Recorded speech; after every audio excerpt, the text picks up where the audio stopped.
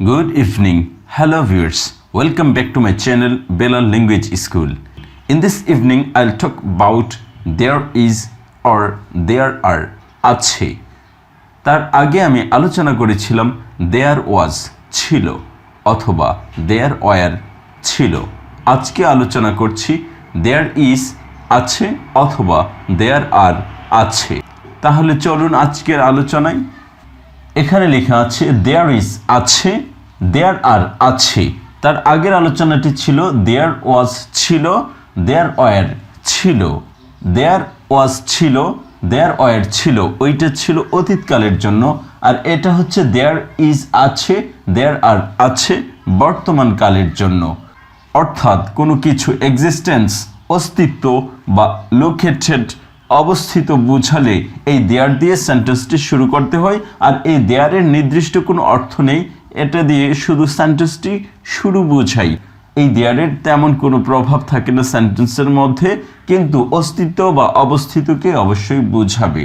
আবার এই there is দিয়ে যে অর্থ বোঝানো হয় আই হ্যাভ দিয়েও একই অর্থ বোঝানো হয়, অর্থাৎ হ্যাভ দিয়ে, কিন্তু ওই হ্যাভের জায়গায় হবে মালিকানা, আর দেয়ার ইজ দেয়ার আর এর জায়গায় মালিকানা নির্দিষ্ট থাকবে না। এজন্য বলা হয়েছে মালিকানা নট ইম্পর্ট্যান্ট। অর্থাৎ দেয়ার দিয়ে যে সেন্টেন্স শুরু হবে সেখানে মালিকানাটা তেমন ইম্পর্ট্যান্ট না। আর আই হ্যাভ অথবা আই হ্যাড দিয়ে যেটা শুরু হবে সেখানে মালিকানাটা ইম্পর্ট্যান্ট, মানে সাবজেক্ট বা যে সামনে থাকবে তার মালিকানা বুঝাবে। আর এই ক্ষেত্রে মালিকানা নির্ধারিত নাও বুঝাতে পারে। আর এই ক্ষেত্রে যদি সাবজেক্ট আসে তাহলে সাবজেক্টটা ডাইরেক্ট আসবে না, এর পসেসিভ ফর্মটি এই দেয়ার দিয়ে শুরু করা বাক্যে ব্যবহৃত হবে। যেমন আই থাকলে মাই, উই থাকলে আওয়ার্স, ইউ থাকলে ইউ, ইউ থাকলে ইউর, ইউ থাকলে ইউর, হি থাকলে হিজ, শি থাকলে হার, ইট থাকলে ইটস, দে থাকলে দেয়ার, রহিম থাকলে রহিমস।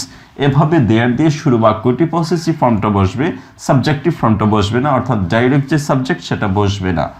আর এই দেয়ার দিয়ে শুরু করা সেন্টেন্সগুলোতে ইজ আর যে অনুযায়ী হয় সেটা হচ্ছে ইজ আর এর পর যে সাবজেক্ট থাকবে সে অনুযায়ী উল্টোভাবে এই ভার্বের উপর অর্থাৎ বি ভার্বের উপর প্রভাব ফেলবে।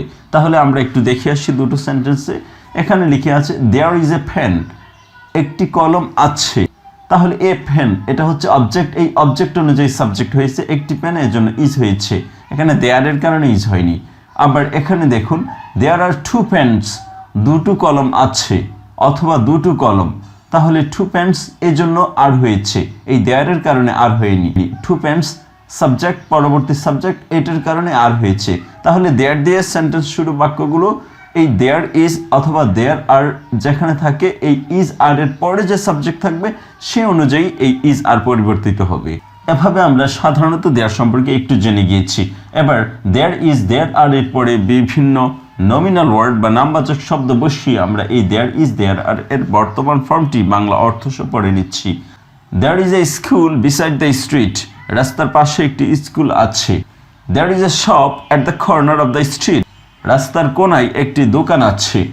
দেয়ার are two shops at the corner of the street, রাস্তার কোনায় দুটো দোকান আছে। তাহলে প্লুরাল হলে আর, আর প্লুরাল না হলে সিঙ্গুলার হলে ইজ বসে। যেমন there are many trees both side of the street, রাস্তার দুপাশে অনেক গাছ আছে। যেমন there is a temple in Dhaka, ঢাকায় একটি টেম্পল আছে। এভাবে আমরা দেয়ার সম্পর্কে বিস্তারিত জেনে গিয়েছি।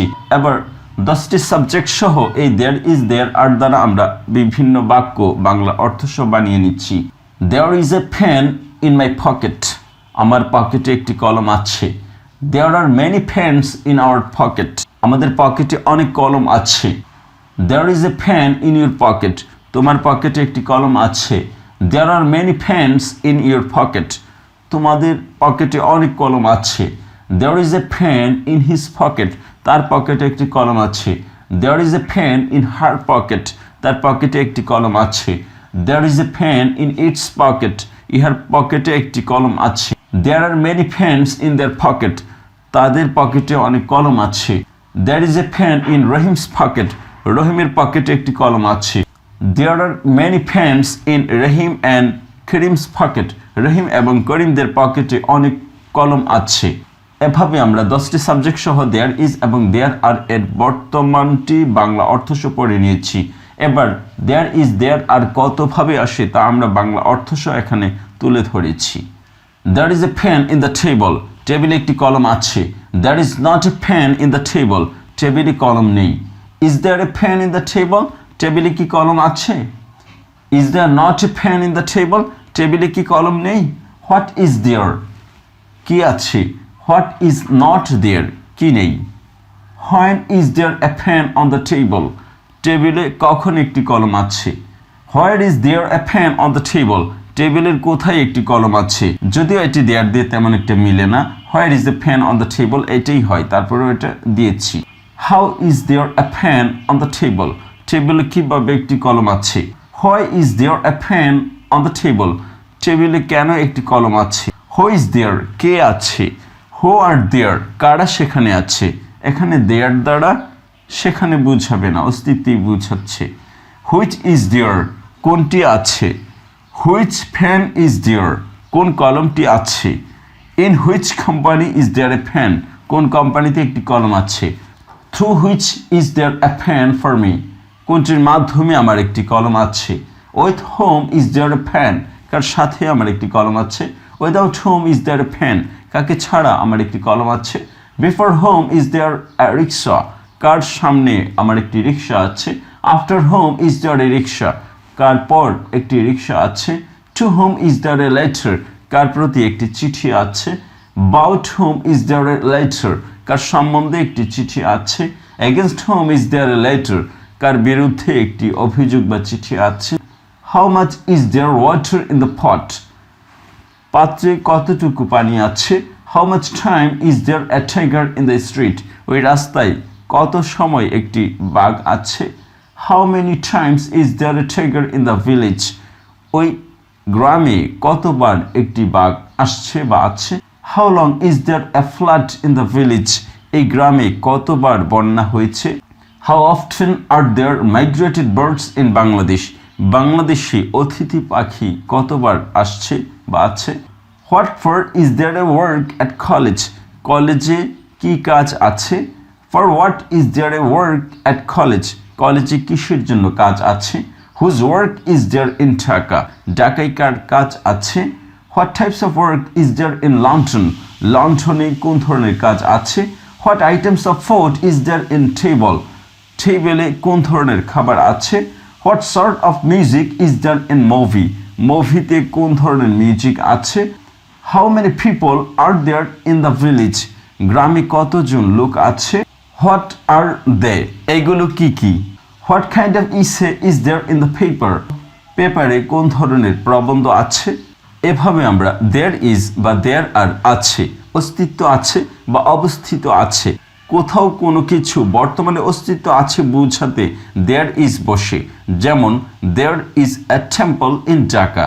ঢাকায় একটি টেম্পল আছে। অথবা there are many temple in Dhaka. ঢাকায় অনেক টেম্পল আছে। কোনো কিছু অবস্থিত বোঝাচ্ছে। আবার কোনো কিছু অস্তিত্ব বোঝাচ্ছে বর্তমানে there is a tiger in the jungle. বনে একটি বাঘ আছে। এভাবে আমরা there are এবং there is এর বর্তমান অর্থ অস্তিত্ব বা অবস্থিত বোঝাই এরকম ইংরেজিটি বাংলা অর্থ সহ জেনে গিয়েছি। আশা করি বারবার পড়ার মাধ্যমে এই সম্পর্কে ইংলিশ সেন্টেন্সগুলো আপনি দ্রুততার সাথে বুঝতে পারবেন। Thank you so much for watching this video. If you find this video helpful for you, please subscribe this channel and keep learning with this channel. Thank you so much. Stay well. Have a nice day. Bye bye.